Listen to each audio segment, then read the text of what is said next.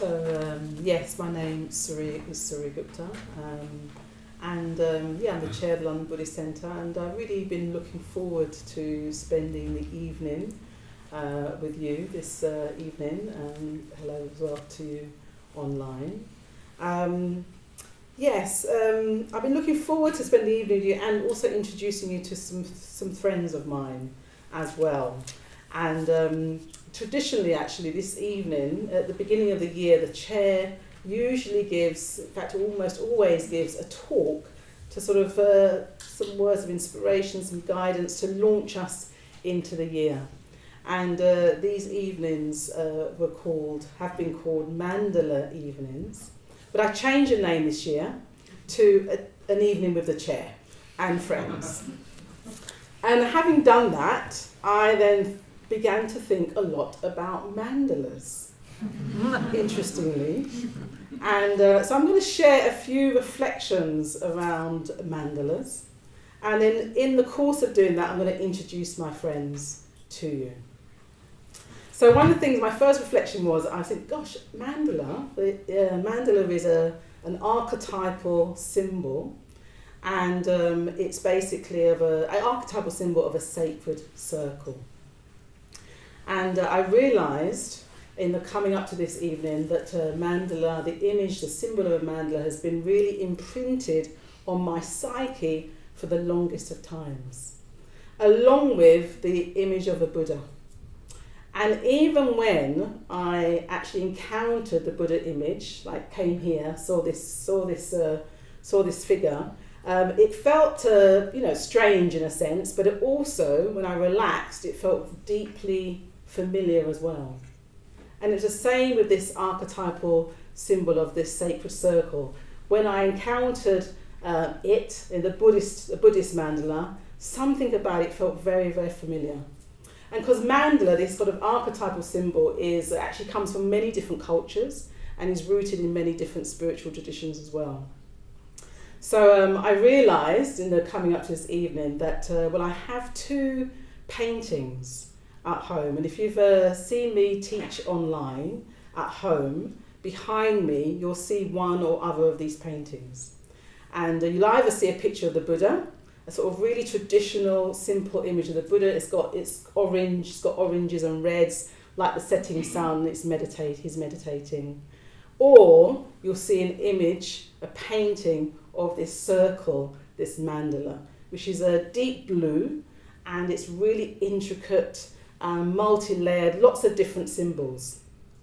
So I normally have one or other of these pictures. They've been with me for a very long time as well, these paintings. They've moved from house to house. I usually have them sitting next to each other on the wall or opposing walls, until last year when I brought the image of the Buddha to the Buddhist Centre, and it now resides in my new office there. So I'm going to share a few reflections with you about mandalas, introduce my friends, and and then what we'll do, I'll have a conversation with my friends, and they're going to be sharing something about their kind of mandalas as well, and I'll explain that.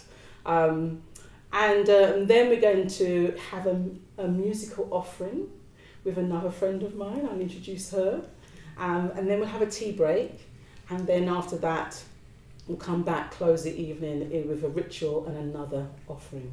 So that's the shape of our evening. So yes, I realised that mandalas was really significant symbols to me.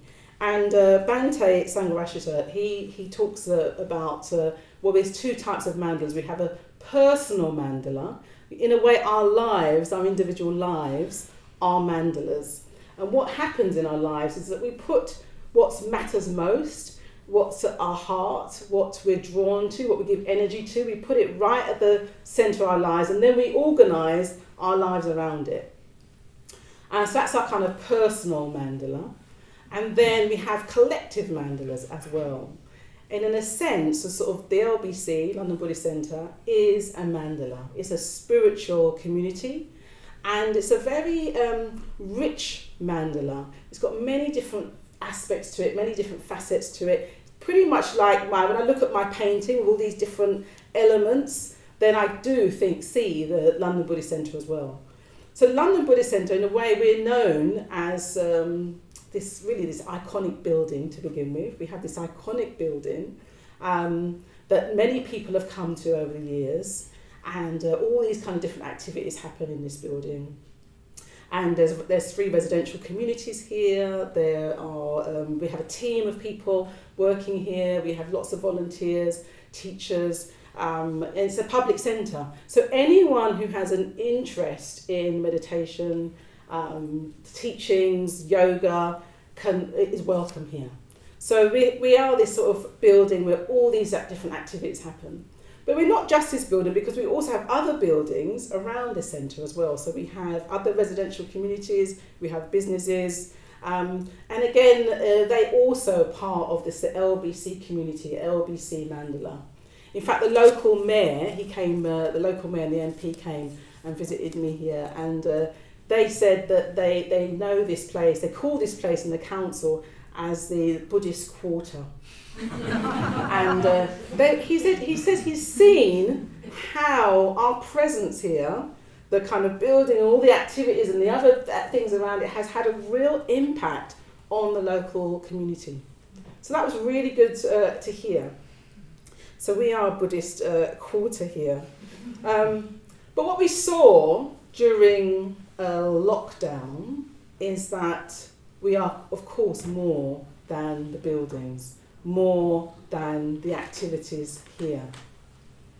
And it was actually quite it was painful to close our centres. It was very painful. It was challenging. We didn't actually know what was going to happen.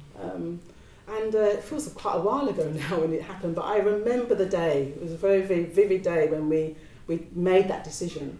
And it was a difficult one. And yet, what lies at the heart of our community still shone out, even though we were not doing activities here. And because what lies at the heart of our community is the 3 jewels, is the Buddha, this kind of the ideal of enlightenment, the possibility of growth and development, the Dharma, the teachings, the truth, the reality, the practices, meditation, and of course the community. And it's the ideal community is a jewel, the ideal community that actually when you're living in accordance with the truth, when you're able to really see things as they are, then your communication with others is radically different. You have a much more deeper relationship with others. In fact, you're kind of interdependent with others. And that's the ideal community. And those 3 jewels shone out even when we were closed, because people were still practicing. People were still getting on their cushions. People were still reaching out and supporting each other. And of course, eventually we went online and began to teach and share our practice online. And many, many people were involved in helping that happen. And I have to say, some of my most moving moments of the last couple of years has been online, has been the kind of unexpected communications that I've had, or seeing the sort of transformation that's happened in the course of a few days. And some of you have probably been on the challenge as well, so you sort of might resonate with that. So even though our buildings were closed, the 3 jewels shone out through our practice. And now we have an online community. So we had this challenge of how do we continue. We went online, and now there's this online community. And what's interesting for me as chair is, we've always done things online, but actually I don't think we consciously thought about cultivating relationships online or really helping people really progress their practice online. That wasn't conscious in our minds. And now that's a conversation that we're having here at the London Buddhist Centre. How do we do that? How do we keep our connected, our online community? And to integrate our online community into who we are as the London Buddhist Centre. And that's something about mandalas, whether it's your personal mandala or a collective mandala. When challenges happen, when change happens, then if you're connected to what's at the heart of your mandala, in this case of 3 jewels, then you're having to think, okay, how do I bring this, how do I adapt to the change? How do I adjust? How do I integrate this new thing so it becomes part of what we do. And in a sense, that's a part of the spiritual growth. That's part of spiritual development, part of spiritual growth. It's always thinking there's this challenge, there's this new change. How do I adapt? How do I make it meaningful in terms of what I do? And actually, one of the privileges of being chair is that I get to see so many different aspects of our community. And when I wasn't chair, I would have a few different areas, 2 different activities and contexts that I would connect with, and that's how I related to the London Buddhist Centre. And now as chair, I see quite a breadth of it and depth, and it's a real privilege and a challenge, because sometimes I'm like, okay, how do I help that aspect of our community sort of integrate and find a way to relate to the heart? So it's a real privilege, an honour and a challenge. And I've chosen my 3 speakers tonight, partly because they all come from very different aspects of our community, our mandala. So we have Types Mandalas, who's here in the building every day, pretty much, because he works here as part of a dedicated team. So I see him all the time. Alfie, on the other hand, I rarely see Alfie at the London Buddhist Centre in this building. Not a criticism, it's fine, because we connect through the people of colour Sangha that we have. And Alfie, which is a thriving part of our community, and Alfie is a great cook, so he often cooks on the retreats that I lead. And then Amala Nandi, I've been getting to know Amala Nandi recently, and Amala Nandi, actually she's part of a online chapter that I have, and a chapter is a group of order members who meet regularly, ordained people who share their practice, share their lives. And Amala Nandi and I have been getting to know each other, and it's pretty much exclusively online. Apart from when I see her during the day at the centre, occasionally I'll see her during the day, and she'll normally have a horde of children after her, because Amala Nandi helps with our schools project. So these are just 3 different aspects of our community, and they all engage in them. So yeah, I talked about mandala, I've talked about our community, a collective mandala, and how when new things happen, we have to find ways for it to adapt, to find a relationship to what's at the heart of the mandala. And then we have our personal mandalas as well, our personal journeys. And I'm going to ask our 3 speakers today to share with us a little bit about their personal mandalas and give us a glimpse into their lives. Bhante Sangharachita says that integration is a key aspect of the mandala. Integration. And I think if you've meditated, if you've, as you probably have here, if you've been on the journey for any point of time, you'll know that we sort of have a sense often of what we want to achieve, what we want to grow into, what's possible. We have a glimmer of that. And we want to move towards that, but the reality of our everyday lives, there can be quite a gap between our ideal and what we think is possible for us, what we want, and our everyday lives. And that says something about integration. We have to learn the fact, how do we integrate our lives so that it can move towards what we really desire, what's really precious to us. So, and I personally, I realise I go through changes in my life, big changes actually, I realise. Every 5 to 7 years I go through a big change. I'm old enough to see the pattern of that now. And sometimes, the changes are very subtle, they come from within, and sometimes events happen and then it forces change. It forces me to look at, okay, how am I going to organise my life now in the light of this event that's happened? And I have one of my most dramatic, examples of that was when I was quite young and I was living in one of the residential communities here around the corner, and I was always coming to the Buddhist Centre. I always here most days. I used to go on about 8 different retreats a year. I'd only meet with other Buddhists pretty much, apart from work. And that was my life. And in a way, I got ordained. That's how I got ordained. And I thought, this is it. I've just got to keep doing this, and everything will be, smooth, plain sailing. And then, unexpectedly, I realised I was going to become a mother. So that's pretty big. And so I then, how do I do this now? So I left the community. I couldn't go on retreats, hardly at all. I couldn't get to the Buddhist centre very often. And then it was like, what does it mean to be a Buddhist? What does it mean that the three jewels are at the centre of my life if I can't do the activities that I was always doing? Because I associated the activities as what it meant to be a Buddhist. I didn't realise that's what I did, but it became clear. And yet, I just recently ordained, and I really wanted to deepen my practice, and I wanted to be a good mother as well. So how was I going to do that? So I really had to reorganise my life. And friendships had to shifted. Different things I was interested in. I had to read about parenting. I had to go to, all the different activities that are associated with being a parent. I had to become genuinely interested in and seeing what was possible there. How could I bring my practice? And I had actually trained. My ordination process had been a great training process.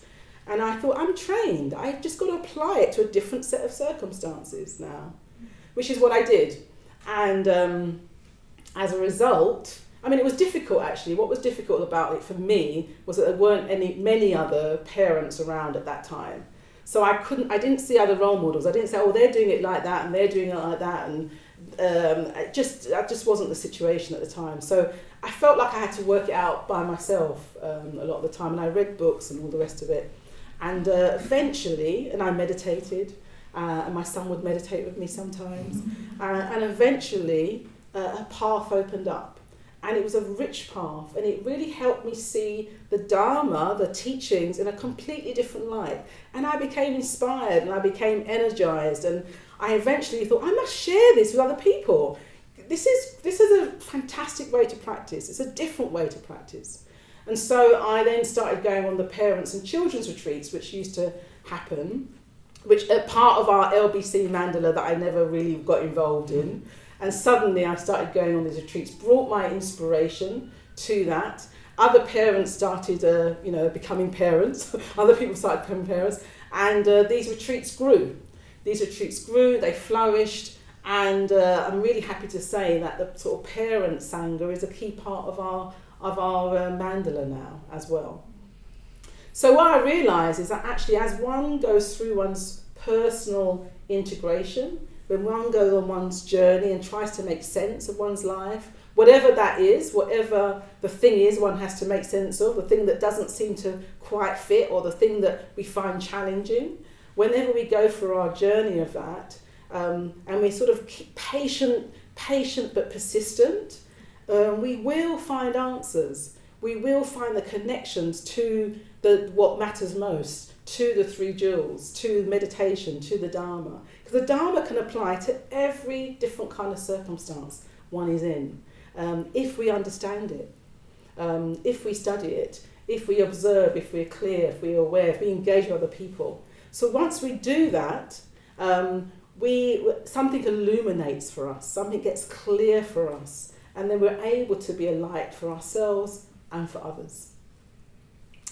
So our three speakers today, my three friends, they're going to share something around their integration, something that they had, maybe was a challenge for them, that they had to work out, maybe still working out as they practice, and also, of course, what inspires them as well.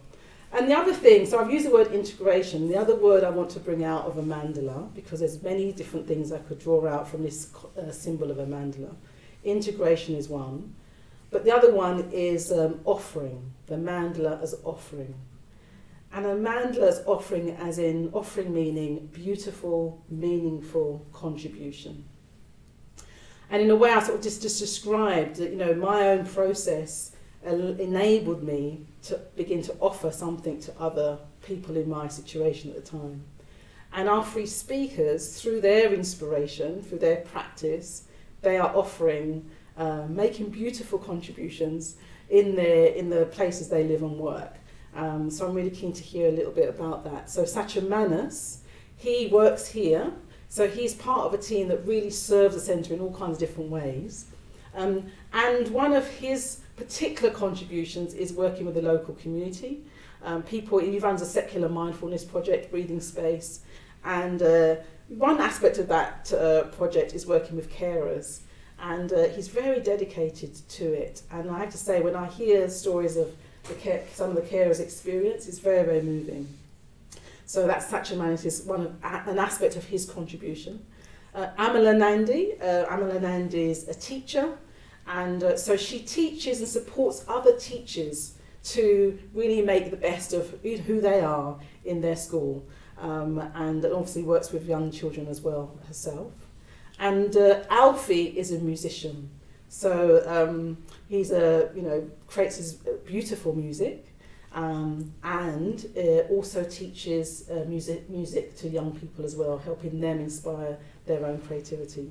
So they're all, through their own practice, are offering to the community. So yes, I think that's all I want to say. I'm just going to introduce you to one more friend. And I'm really delighted. Vandana Jyoti's here. And Vandana Jyoti she's an old friend of London Buddhist Centre, been here for many years, but then spent the last 3 years, I think it must have been, 2 years, only 2 years, just before lockdown, that was it, you went just before lockdown, she spent it in Wales, working with women who have asked for ordination, and training them to the process. And actually, that's something that everybody's got in common, because Types of Mandalas and Amala Nandi are newly ordained. So they're integrating their lives now around this new commitment they've made. And when you're ordained, really you're saying that you're practicing for yourself, but for all other beings for the rest of your life. So it's a pretty deep commitment. And Alfie has Alfie's training. He's just asked to be ordained. So he's in this training process. So he goes on special retreats to understand what it means for the three jewels to be at the centre of his life.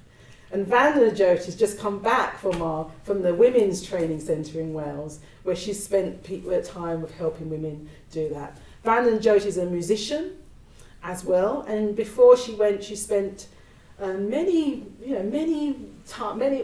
moments really encouraging and inspiring people to share their music, to share their voice, to give of that. So you really have inspired many people through your own gift as well. So Vandana Jyoti is now going to give us a musical offering as a segue into our conversation we're going to have. Well, it's a great pleasure to be back here at the London Buddhist Centre. And I've brought my friend Tessa the Tanpura. So as I was listening to Suryagupta talking, I was reminded of what our teacher Bhante Sangharakshita said to me when I asked for ordination. In those days you had to write him a letter. And I wrote him a letter trying to explain something of my inspiration and why I wanted to ask to be part of this order. And he sent me back a card and he said, "It's difficult to know, but you can be certain that the Dharma helps you to make sense of your life." The Dharma helps you to make sense of your life. You can't necessarily know how that's going to occur, in what way, but you can be certain that the Dharma helps you to make sense of your life. I think that's a lovely, lovely thing for us to remember. And just to say, at the centre of my mandala has always been, since I came here in 1988, a sense of the Dharma as being the source of meaning in my life. So, quite often it took over from music and I didn't do much music at all because there was so much sense to be made of my life. A lot of sorting out had to be done. But it is very clear to me that you're sitting here, you're listening to people speaking about, you're listening to Suryagupta speaking about the importance of the mandala, the importance of our Sangha connections, the importance of looking for that meaning and richness in your own life. So as I sing to you, I would invite you just to reflect, well, where is it for you? Where is it at the center of your life that really you have an intuition that the Dharma is going to help to make meaning for you? So I'm going to sing with this instrument, which is a kind of background for people singing Indian classical music, which I've studied as my hobby for many years, you could call it that. I'll start off with a bit of an improvisation based on the mantra of Shakyamuni Buddha, and then we'll see, but I might just manage to find myself in a little song which is based on a poem written by Bhante Sangharakshita in praise of the Buddha.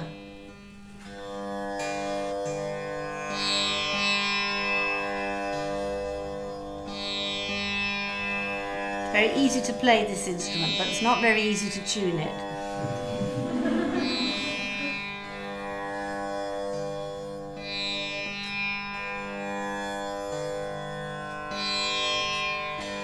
So just relax.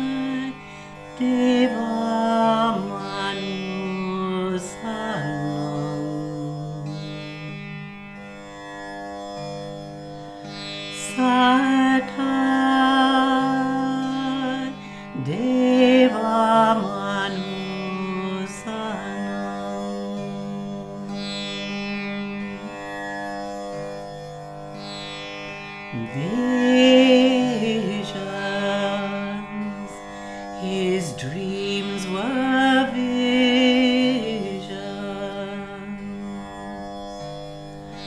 All the night he taught the lords of love and light, and did to them in song and story reveal the peace beyond the glory.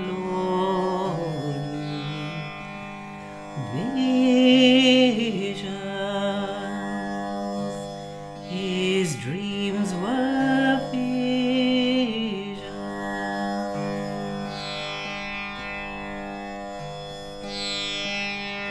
Sata Deva Manusanam.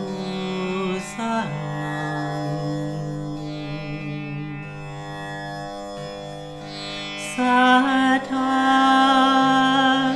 Deva Manusanam.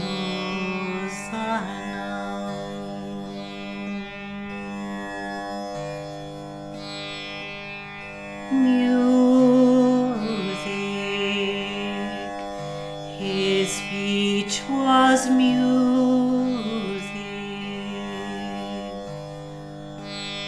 All the day he pointed out the noble way to them who wandering in the dark had quite forgot their ancient spark. Music,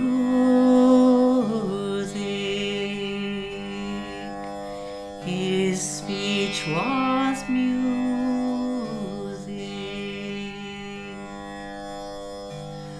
Om Muni Muni Mahamuni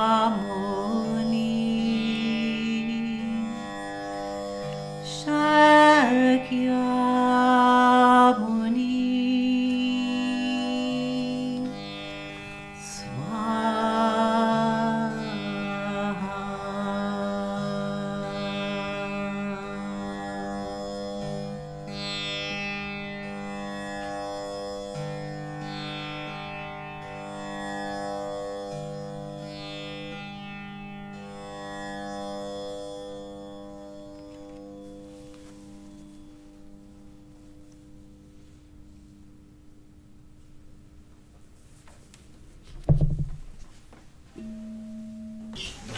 So I have thought of a few questions I'm going to ask, and I'm going to start with Satchamanas. And the first thing I'd like to know from all of you, starting with Satchamanas, is what inspires you to come along in the first place? What was the kind of motivation catalyst? And can you describe what life was like for you before, or even in the early stages? Give us a little glimpse of that. Okay. Hello, everybody. Thank you for having us, Suryagupta. I didn't really mean to come along, actually. I sort of happened upon the Dharma by chance. I was living a pretty nice life in the south of France with my partner Katrina, who's just there. And we were visiting London just for a weekend, I think, staying with some friends in Green Lanes. And we had a friend, Suryagupta, who worked here. Some of you will remember him. And he invited us to just come for lunch, I think. And we were pretty stressed out by London, I think, just the transport network. We came from a place where it was like sunny every day, and there were just 2 tram lines that take you everywhere. So by the time we got here, I think we were pretty grumpy. You remember that? And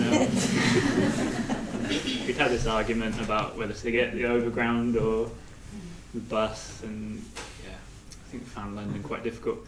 Anyway, we came in here, and I remember just being completely arrested by the atmosphere. It was an empty room. I think it was about 11 o'clock, and just really felt this sort of charged stillness, and the room seemed a lot bigger back then. And I don't notice that atmosphere so much these days, but a very striking moment. And he invited us to stay for the lunchtime class. Seemed like a good idea.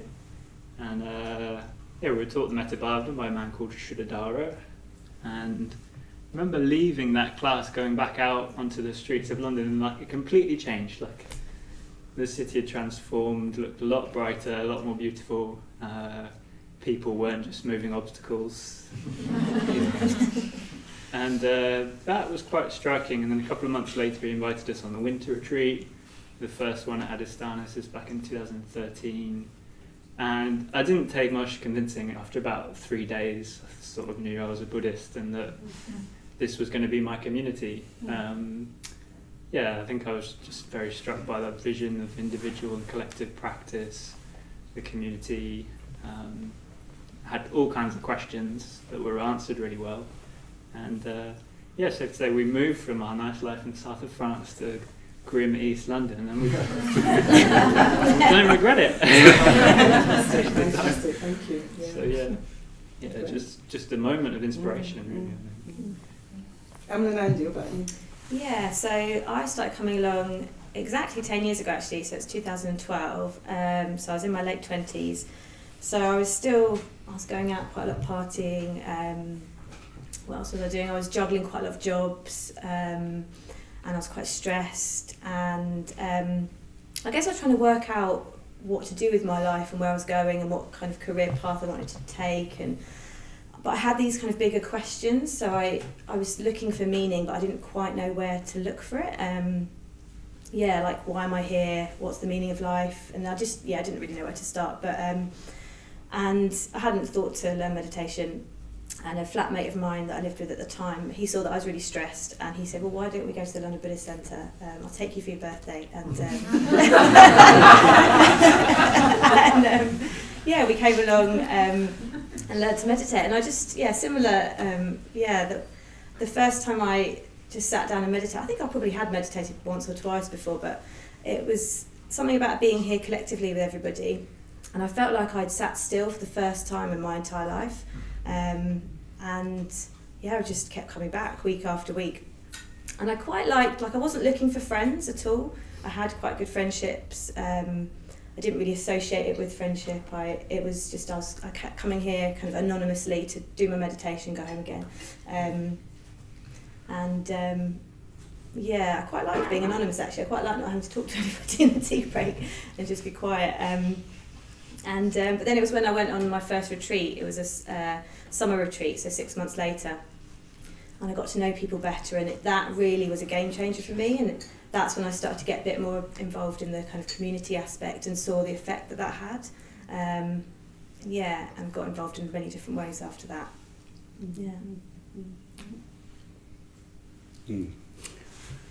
Hi everyone. I came here for the first time just on a text message from my friend Esther. I'd been meditating for about 3 years beforehand, and she kind of knew about it, and she just texted me one morning. I'd just recently given up. I'd been made redundant, and I wasn't working as a musician at that time. I was working in homelessness, and I was pretty stressed out and burnt out, and so I took redundancy, and I was kind of just making space in my life for other things, and I had a kind of regular practice at home. And then I got this text one morning, meet me at the Buddhist Centre, and I turned up, and it just kind of been following the thread ever since, really. Started coming along to Mangala's men's class on a Tuesday, and it just kind of picked up from there. Started to do. We used to do like a mantra. There was a mantra morning, 7 o'clock in the morning, for early risers. I used to go before I used to go to work, just kind of took the thread of that and ended up becoming a mitra. And it's been just following that thread ever since, really. So thank you very much. Give us a little taste of your lives back then, and all of you actually got involved with friends. Basically, you're all invited. Whether it's a text, whether it's lunch, whatever, you've all been invited, so that's interesting. I talked about integration earlier, so I'm wondering about what for you has been, something that has been challenging, and whether it's now or in the past, something that you thought, actually, in order for me to keep going, keep practicing or go deeper, that you've had to work with in some way. And you can also say what you're really inspired by as well, so if that balances it too. Shall I go? Looking at me, I don't mind. Yeah, big question. There's been a lot of challenges, so sort of picking one really for me. I think being part of the Sangha is a challenge on a number of levels. It's also a big source of inspiration, but it's difficult. What inspires you then about the community, and then we'll hear this challenge. Yeah, okay, all right, that's a good way around to do it.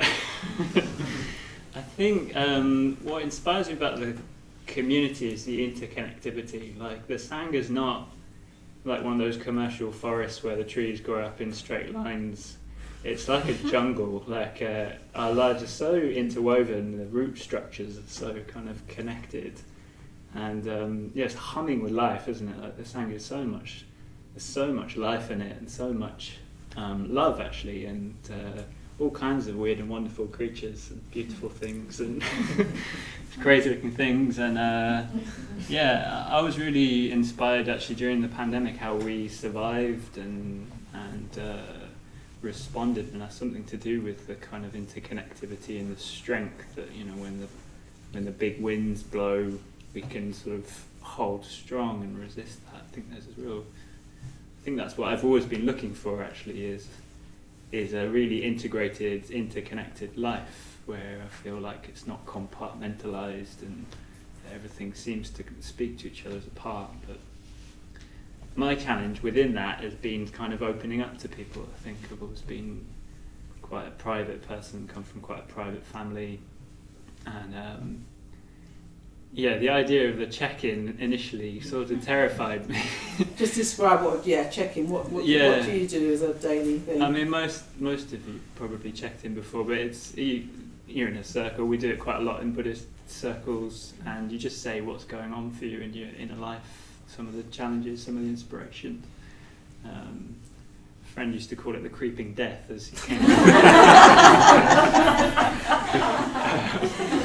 And I've come to really appreciate that actually, and it was hard for me at first, I think, because I think my tendency was to withdraw and sort of mull things over on my own and perhaps not share so much of my inner world with people. I'm an introvert. We worked out that 3 of us are introverts. I sort of wish Suryagupta luck this evening. But I think having really good friends, really close friends that have kind of drawn me out, and actually I realised I didn't really know myself that well. Sort of you need to somehow externalise your thinking, your views, your emotions in order to know yourself better. And one thing that I've been really inspired by is doing life stories. So often as part of Buddhist groups we tell our life story from sometimes different angles.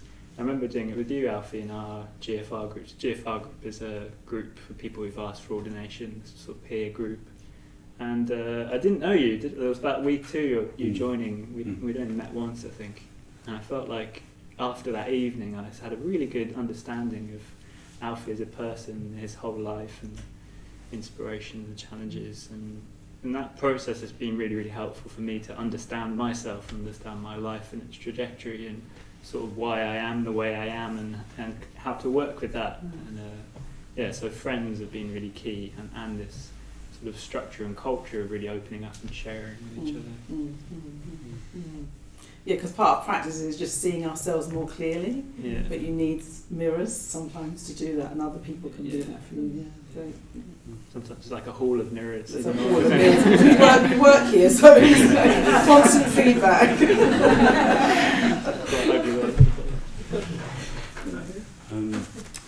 I guess one of the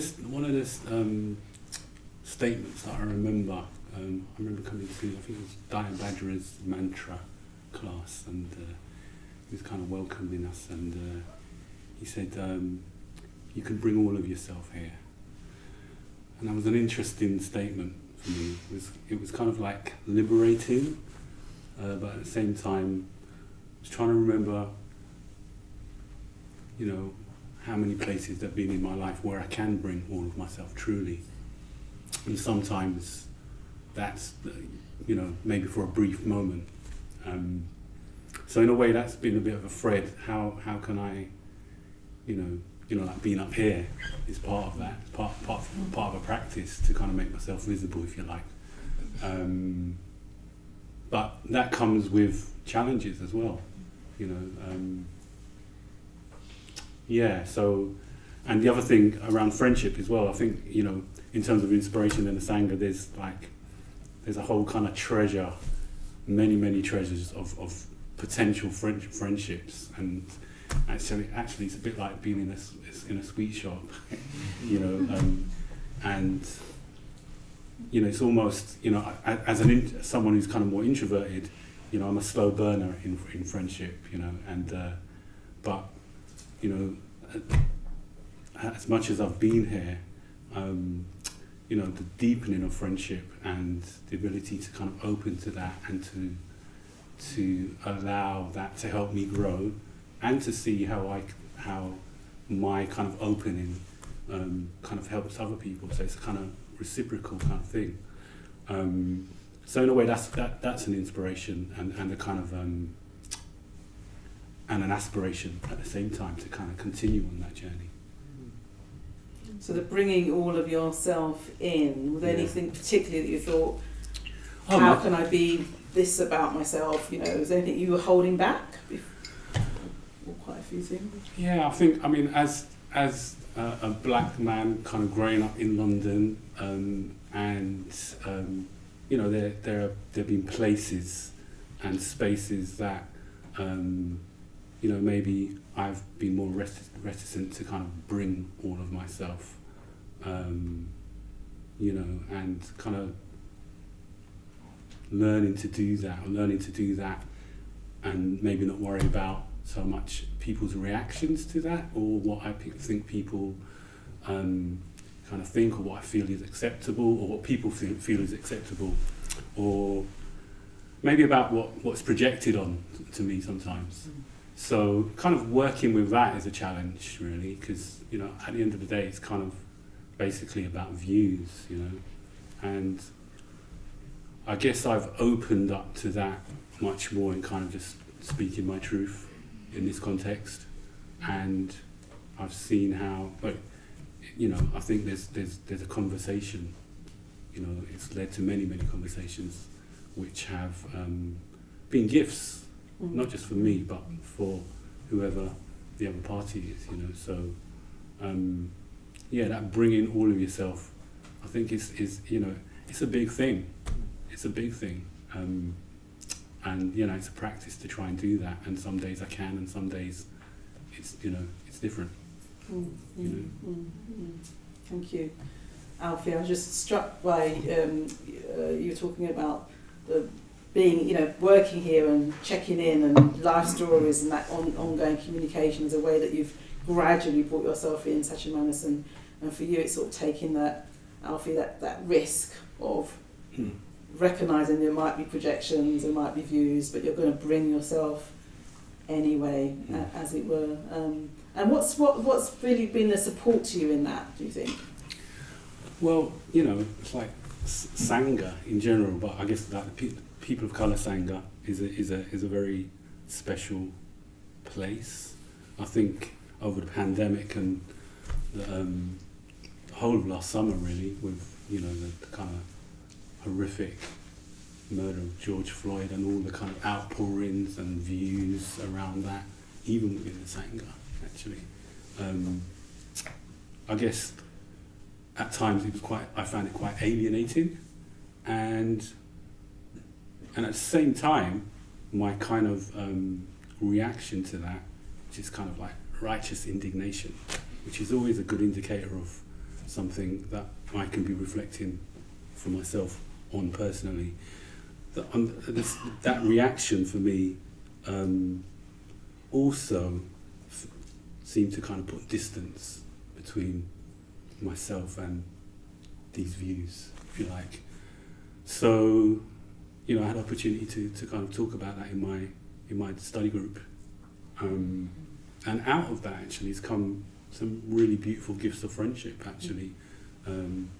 Beautiful gifts of people on their own journey and maybe seeing the world differently through the kind of sharing of stories, you know.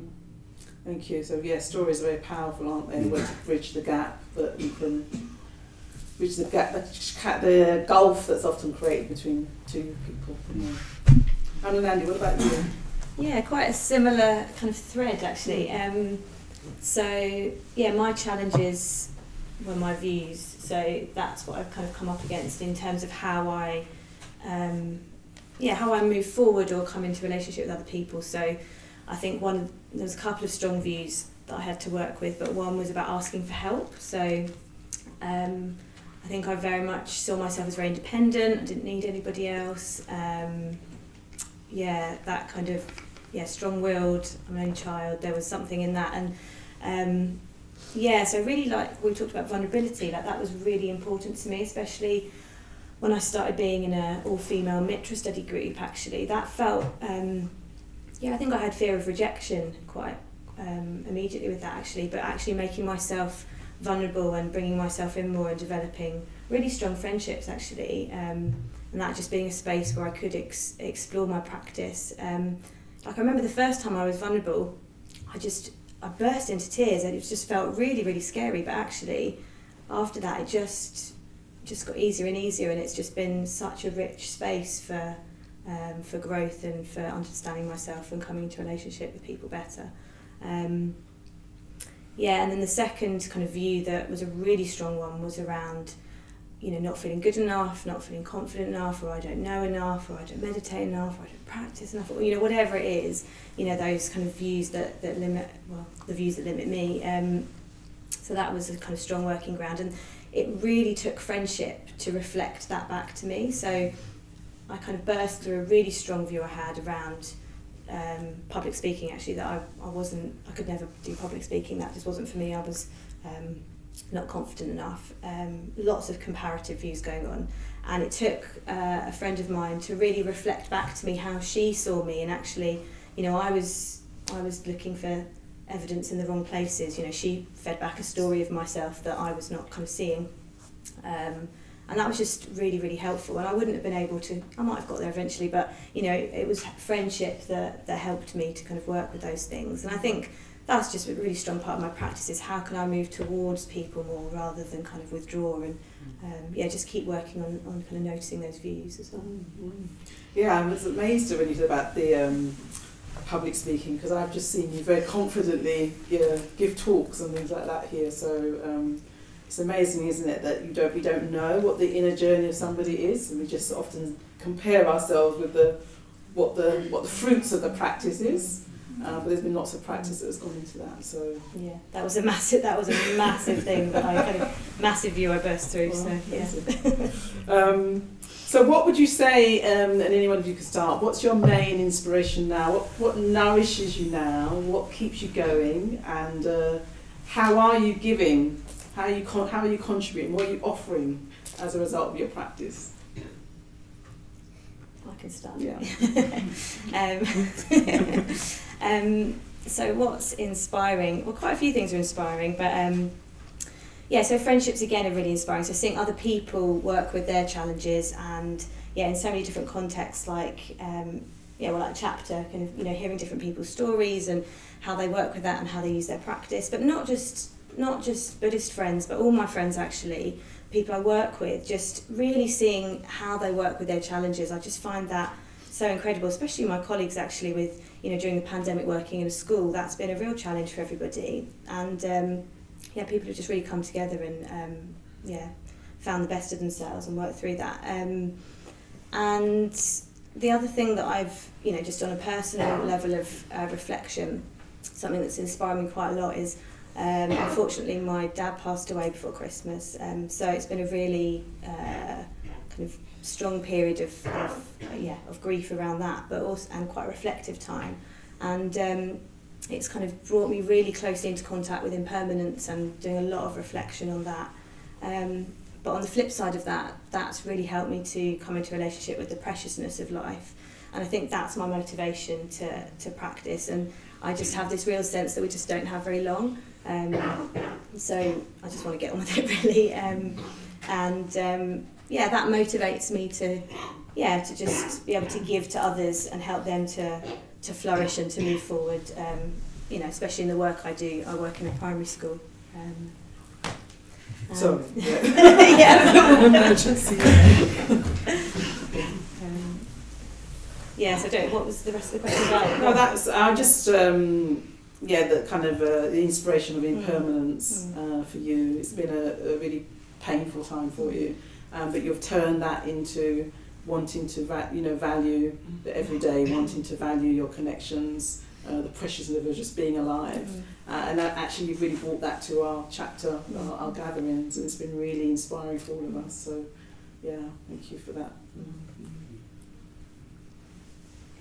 Yeah, I've been reflecting a lot on impermanence as well. There's been a lot of loss in my family over the last year, and just a sense of urgency. Like the world is literally on fire, in so many ways. Kind of closer to home. I'm inspired, a lot of my friends now are kind of looking after their aging parents, and I'm inspired by their dedication and their resilience, the love that I witness in that, and it's a very, very reflective time. I'm also really inspired by working with young people, and I get a lot from that, kind of the gifts of their enthusiasm, their curiosity, and I feel like kind of facilitating someone's connection to music is like a gift that can go on giving, long after I'm gone, so those are the things that inspire me. Great, thank you. Yeah, similar threads. People really inspired me a lot, and I'm sort of trying to keep alive a thread from this retreat last year. I was lucky enough to go on a 3-month ordination retreat last year, ended in November. That's where I got my new name. We were at Kulo. Say what your name means, actually. It's Satya is truth, true, and manas means mind, sort of true mind. That's an inspiration, actually, sort of a daily reminder of how to orientate myself in my practice. And on the retreat I had a lot of dreams. We were living very simply and very spacious program, lots of meditation, so there's kind of a lot of time for the mind to sort of percolate. And I had this one dream where I was approaching this big Buddhist complex. It was a bit like a Tibetan monastery or something, and I was just trying to get into the cafe on the ground floor. There's a woman on the door with an eye in her forehead, and she said, "Sorry, you can't come in." And I asked her 3 times, she refused me 3 times. Eventually she told me that I hadn't studied the moon enough.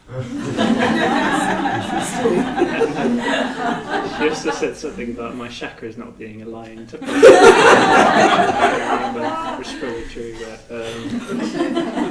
I woke up with that, that's a significant dream. It is. There's something about my name, I think.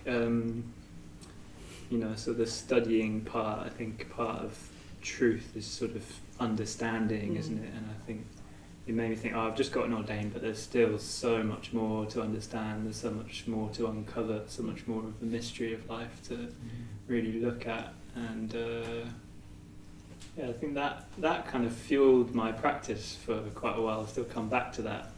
I come and meditate in here at 7 with communities, with my cup of tea in hand as I walk down the street, and sometimes I just catch a glimpse of the moon on the way over, and it's a little daily reminder. So kind of connecting back up to the retreat and the thread of the retreat, and also sharing some of that inspiration with others. Where do you think that's beautiful. That's really, I love that dream. And where do you think your contribution, where do you see your contribution really sort of have an effect? Well, yeah, like you mentioned, the carers work. I really love that work. It's such an obvious place to be generous. Like, it makes total sense, like Buddhists looking after unpaid carers. Just, it's a sort of perfect marriage in a way. So like often we have this study group in the morning, and then we'll study a Buddhist text or a commentary, and then I'll go and lead a carers group. And it's like, well, often I think the carers, they find it difficult to keep a thread of their own inspiration, and their own sense of themselves is so demanding what they do, so sort of 24/7. So, you know, what I'm trying to do is help them to get in touch with themselves and find inspiration in themselves to keep on going in their difficult lives. And that feels very, very natural to respond to that in a way, and share some of what I've understood and what's helped me with them, and you know, encourage them as well to make friendships, and I find that really, really rewarding. And they do, don't they? Because they go on retreat. You take them off on retreat. Yeah. Beautiful. Yeah, we do. Yeah. Suffolk countryside, and Yeah. treat them for a whole. 2.5 days. Yeah. Which you can all get involved in, by the way. Some little plug. But yeah, I mean, often that's their only break of the year. Some of them never left London before, never seen the countryside, and we do all kinds of things with them. But great. Okay. Thank you. So sharing your contributions, young people, teachers, and young people as well, and just your friendship group, and then carers. So just to finish, is there an aspect of our community, our mandala, that you would like to, you know, sort of rejoice in, appreciate, express gratitude for? Yeah, I could go. Actually, I was just thinking of him today, actually. Sangasia, who's the leader of my study group that he led for 5 years. Just so much work that he does across the Sangha. He kind of worked at Breathing Space for like 10 years, runs the 12-step and Buddhism retreats and the deep ecology retreats. Just want to celebrate him and the work he's done. Great, thank you. Amala Nandi? Yeah, so I just love all the work we do with young people here. So the schools project that I'm involved in, we have Sunday school, and Sunday school does families retreats, which are just magical. And I love sharing the Dharma with young people as well as adults. And it just gives me so much energy to be around them. And I've seen children from 4, now they're teenagers, and they've kind of been coming on families retreats every single time, and they love it, and it's part of their kind of upbringing, and it's so lovely to be part of that. So I was so pleased I got involved in that. And Sachaman, you also talk about the carers. Is there another aspect? Or? Yeah, I mean, for me it's really important that our work kind of ripples out into the local community, and like you said, it's sort of felt in the Med, sees this Buddhist village and everything. And part of the work we do with Breathing Space is to sort of invite people that might not otherwise come to the Buddhist Centre, that might not have thought to come to the Buddhist Centre. Often we're helping people with their mental health, so it's a very needed project, particularly at the moment, I think. But there's loads and loads of people involved in that project, and feels like it's very altruistic, and sharing what's sort of essential in Sangha with the local community. I just want to thank everyone that's everyone volunteers their time to be part of that. Well, thank you very much. That's really just, in a way, you've given us a real lovely glimpse, shared some challenges, inspirations with us, and really given us sort of like the breadth of our mandala, but also the depth as well, as you've been sharing your own personal journey. So I want to thank you all, Sachamanas, Alfie, and Amala Nandi.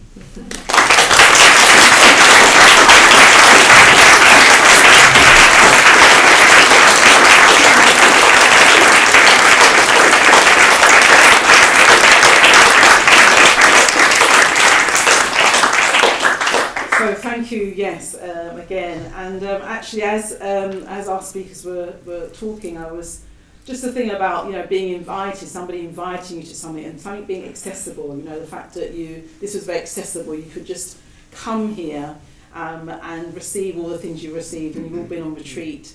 And one of the really special things that's happened here recently is that a couple of people actually have donated £7,000 to us to help other people go on retreat, people that wouldn't ordinarily be able to go on retreat economically or who face other barriers. And retreats, if you haven't been on retreat, we encourage you to go on retreat. They are life-changing. You really get a sense of what matters most to you when you're on retreat. You know, the stuff clears away and you see yourself more clearly, and you're also reflected back by others. You know, people are a mirror to you at your best, as it were, on retreat. And we want to be able to make that possible for people who wouldn't ordinarily or will face additional barriers. So I'm asking for your help this evening. We're going to launch this, what we're calling Ratnasambhava Fund. And Ratnasambhava is a Buddha that holds a wish-fulfilling jewel. Basically a jewel that really helps you realise your deepest potential, your deepest wishes that are benefiting you and others. And so we're launching this fund. We want to actually double the amount that we've got in the fund before we sort of release it to the public. So we're asking you for help. A one-off donation. I'm not quite sure our fundraisers here in the background. How do people do that? They can give a donation. So we'd ask if you could £100. Oh, £100. £100 would be absolutely fantastic. And for those online, they probably can't see me. They might be able to hear me. Lee will put the link. Okay, so the links in the going to go in the chat. We're asking for £100 towards our Ratnasambhava fund, and it's a fund for anyone on a low income, and also for groups who do face additional barriers. So that's people with disabilities, carers, as we've mentioned, young people as well, and people of colour. We want to encourage more people of colour as well to go on retreat. But also, having said that, we do our best not to turn anyone away from retreats. So in a way, helping us build this fund will really encourage many more people to go on retreat as well. So we're asking for £100. Tonight, what do people do? So they can donate online, but anybody that gives via card or cash tonight here in person as well, all that money will go to. Okay, so tonight, all that we're going to be raising tonight will be going to the Ratnasambhava Fund. So I want to thank my friends tonight for just sharing themselves. They're all introverts, as they said, and shared really quite openly with us. And I really appreciate your offering tonight. One of the things about a mandala, one of the quotes about a mandala, my teacher shares, which is quoting another teacher, is to make a mandala is to take any prominent aspect of reality and surround it with beauty. And you're sharing your lives, and you're giving the sort of beautiful aspects of your life, and how you've transformed the challenges into offerings. And also we had Vandana Jyoti as well, her beautiful offering.